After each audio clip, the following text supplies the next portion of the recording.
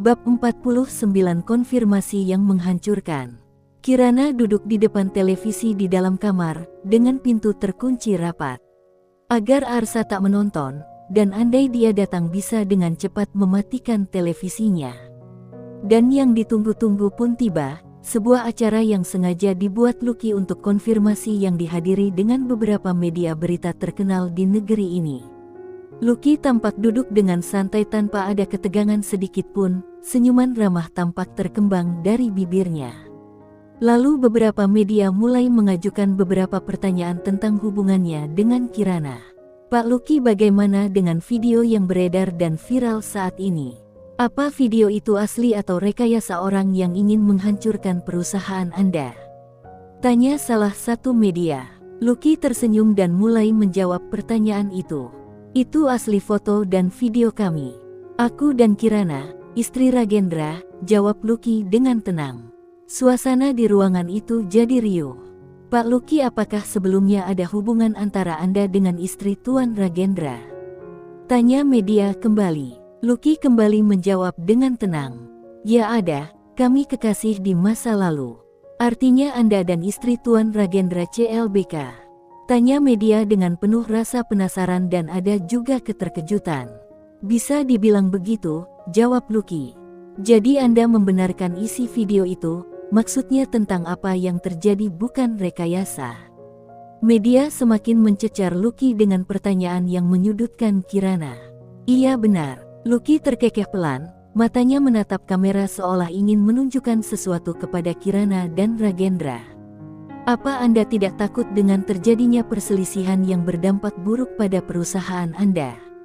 Saya tidak takut. Kalau bangkrut ya tinggal mulai lagi dari awal. Meski sulit tapi semua akan terasa mudah jika kita serius dan senang menjalaninya, jawab Lucky. Apa Anda masih mencintai Nona Kirana? Pertanyaan yang Lucky tunggu-tunggu akhirnya datang.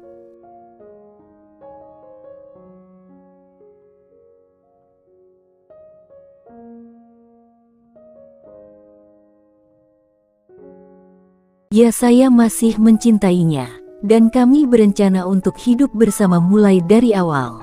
Jika semua sudah mulai terbuka, untuk apa lagi ditutupi? Jawab Lucky dengan santai. Dia kembali menatap kamera dan tersenyum. Di tempatnya duduk, Kirana segera mematikan televisi dengan penuh kemarahan. Apa yang dia katakan? Semuanya kebohongan. Kirana sampai meremas kepala dan akhirnya menjatuhkan diri di atas tempat tidur king size-nya. Air mata tak mampu lagi dibendung, dia sangat cemas dengan reaksi Ragendra dan seluruh anggota keluarga. Baik keluarganya maupun keluarga Ragendra. Aku harus menghubunginya. Dengan cepat Kirana menghubungi nomor Ragendra, namun ternyata sangat sulit dihubungi. Setelah panggilan ke-10, akhirnya panggilannya diterima. Gen, apa kamu melihat TV? Semua yang dikatakan Lucky bohong. Aku tak melakukan dan merencanakan semua itu. Kirana berbicara sambil menangis terseduh-seduh, dia sangat ketakutan. Ini saya dari Nona Kirana. Tuan sedang rapat, jawab Derry dari balik telepon Ragendra. Mendengar suara Derry, Kirana tersenyum masam dan berusaha menghentikan isakannya. Katakan sama dia untuk meneleponku setelah rapat selesai, lalu dia menutup panggilan dan menangis sejadi-jadinya untuk meluapkan emosi. Sementara itu, di hotel tempatnya menginap, Ragendra duduk sambil menatap Derry yang sedang menjawab telepon dari Kirana. Tadi dia sengaja meminta Derry berbohong dan menerima panggilannya. Apa katanya? Dengan gelisah Ragendra bertanya. Sepertinya Nona Kirana menonton acara itu. Nona menangis dan mengatakan kalau semua yang dikatakan Tuan Lucky hanya kebohongan, jawab Derry. Ragendra mengepalkan tangan. Sudah kubilang jangan menonton TV, rasanya dia kesal kepada Kirana. Apa dia menangis? Tanya Ragendra melembut dan tampak gelisah. Iya, Nona menangis, jawab Derry apa adanya. Sial kamu Lucky, maki Ragendra kesal. Tapi dia sadar semua ini berawal dari dirinya yang tak bisa menahan emosi, sehingga membuat usaha Lucky chaos. Dan sekarang Lucky membalasnya dengan melakukan semua ini, ingin menghancurkannya dengan cara menghancurkan keluarganya. Lakukan seperti rencana kita semula. Secepatnya, aku ingin segera pulang dan menemuinya, ujar Ragendra penuh kemarahan. Derry tak bisa membujuknya lagi untuk memaafkan Lucky, padahal dia sudah berniat mengembalikan semua usaha Lucky seperti semula.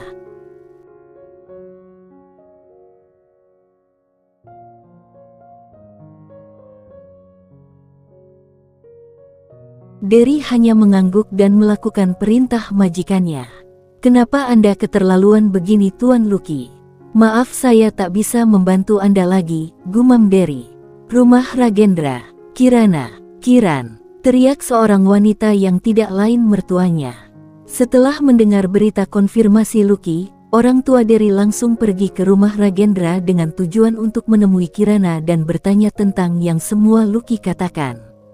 Dengan tak sabar, mertuanya itu menggedor-gedor pintu. Tak ada yang mampu mencegahnya, apakah itu suaminya, Orion maupun Lolita.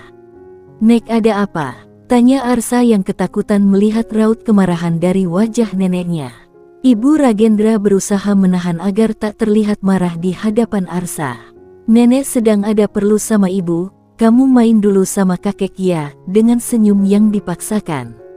Arsa menggeleng. Dia tahu ada yang salah dan sedang tak baik-baik saja. Ceklek, pintu dibuka dari dalam kamar, dan menampakkan wajah kuyu dan kusut Kirana lengkap dengan mata sembabnya. Bu, ujar Kirana lirih. Mertuanya dan Arsa menoleh bersamaan. Arsa main dulu sama kakek ya, ibu mau mengobrol sebentar sama nenek, oke? Kirana mendekat, menunduk dan mengusap kepalanya. Barulah Arsa mengangguk dan pergi. Meski dalam hati sangat berat meninggalkan ibunya. Ibu Ragendra langsung menarik Kirana masuk ke dalam kamar, menutup dan mengunci pintu agar tak ada yang menguping. Katakan ada apa Kiran? Tanya ibu mertua penuh tanya dan kemarahan. Ditanya seperti itu, Kirana malah menangis terseduh-seduh. Kiran, jangan menangis. Jawab pertanyaanku. Dengan jengkel mertuanya bertanya kembali. Percayalah Bu, aku tidak melakukan itu semua. Kirana terisak dan berkata dengan lirih, suaranya terdengar serak. Tapi kata Lucky, ibu mertua tak kuasa melanjutkan kata-katanya, terbayang betapa sakitnya hati Ragendra saat ini mendengar pengakuan Lucky. Jadi ibu lebih percaya kata-kata Lucky. Kirana tertawa penuh kegetiran di sela isakannya. Ya siapalah aku, kenapa harus dipercaya, lanjutnya penuh kesedihan. Jika ibu lebih mempercayai Kak Lucky, baiklah. Aku tak mau banyak bicara lagi, karena percuma. Tapi aku akan mengatakan kalau aku tak melakukan itu, aku tidak bersalah Bu. Lalu, Kirana duduk di sisi tempat tidur. Kali ini isakannya sudah berhenti.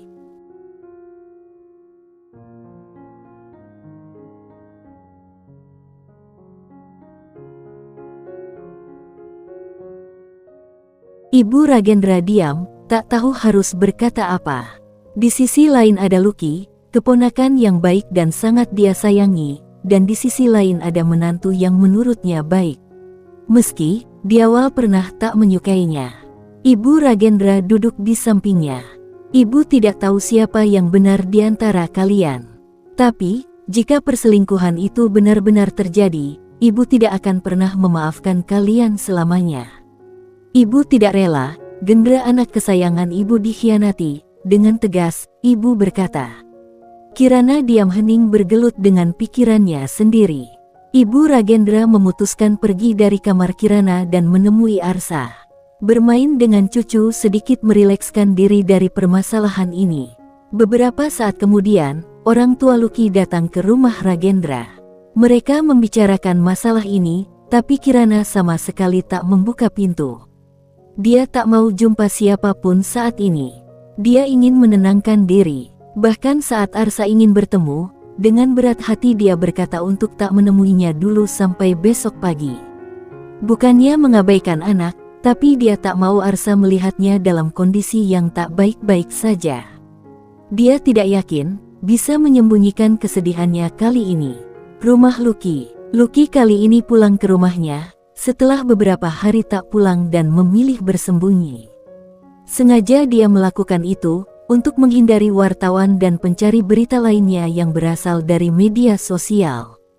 Ingat pulang juga rupanya kamu, ucap Sherina saat melihat suaminya masuk ke rumah. Lucky diam dan memilih duduk di sofa yang ada di ruang keluarga. Sherina mengikuti dengan kesal, lalu ikut duduk di sampingnya. Apa yang kamu katakan di media itu benar? Tanya Sherina dengan kemarahan. Untung saja anak mereka sedang berada di rumah neneknya, bermain. Lucky menatapnya tajam. Aku memutuskan untuk menceraikan kamu. Aku sudah bosan dengan kamu, dan anak kita biar aku yang urus. Pulanglah kamu ke rumah orang tuamu. Sherina menutup mulut dengan kedua telapak tangannya. Dia sungguh terkejut mendengar perkataan Lucky. Ini sama saja dengan talak. Sadarkah kamu dengan apa yang sudah kamu katakan? Kamu sedang menalakku, Mas Lucky, lirih Sherina dengan isakan. Lucky diam menyadari kesalahannya, tapi bukankah ini yang sudah dia rencanakan? Baiklah, dia akan melanjutkan rencananya. Aku sadar, talak sudah jatuh. Maka pergilah, aku akan menikahi Kirana setelah Ragendra menceraikannya, ucap Lucky penuh keyakinan.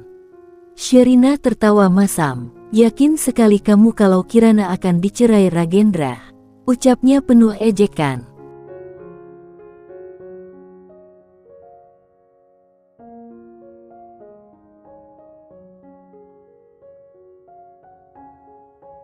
Tentu saja aku yakin, ucap Lucky, lalu memilih masuk ke dalam kamar. Sherina diam di tempat sambil menangis, meratapi nasib buruknya setelah menjadi istri Lucky.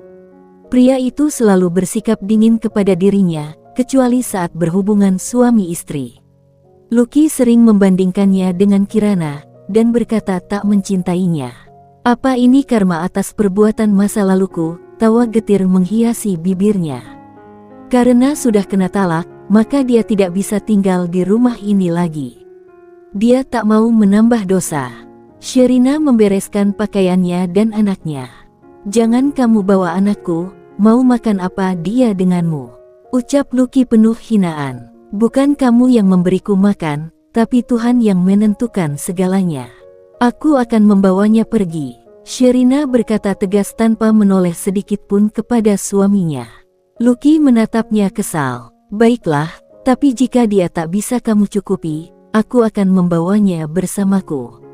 Ucap Lucky. Sadarkah kamu, meski kita resmi berpisah nanti, anak kita masih harus kamu nafkahi. Sherina yang selesai mengepak pakaian, berdiri tegak dan menatap Lucky tajam. Aku tahu, kamu jangan khawatir tentang masalah itu, sahut Lucky. Dia memperhatikan Sherina yang sedang mengeret koper berisi pakaiannya dan anak mereka. Pergi saja besok, hari menjelang malam, ujar Lucky, masih punya hati. Sherina menoleh ke arah Lucky. Tak perlu, aku akan pergi sekarang. Dan akan menjemput Lilian besok siang. Bawalah dia pulang dari rumah orang tuamu, ujarnya. Sherina benar-benar sakit hati atas perlakuan Lucky. Selama ini, dia hanya diam. Tapi saat ini, dia tak akan tinggal diam lagi. Biarlah perpisahan ini menjadi awal kehidupan baru untuk hidupnya.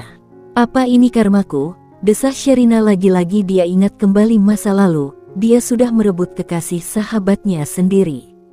Dan setelahnya, sama sekali tak ada kebahagiaan dalam hidupnya. Atau lebih tepatnya hanya 30% bahagia, sedangkan yang 70%-nya dia merasa tak bahagia. Memanglah, Lucky tidak pernah berbuat kasar kepada dirinya secara fisik. Tapi, seringkali melontarkan ucapan pedas dan menghinanya yang sangat melukai hatinya. Setelah kepergian Sherina, Lucky hanya diam merenung. Kring-kring, terdengar suara bunyi telepon dari asisten pribadinya di kantor. Ada apa? Tanya Lucky dengan malas. Apa? Lucky memekik dan membanting ponselnya sampai retak.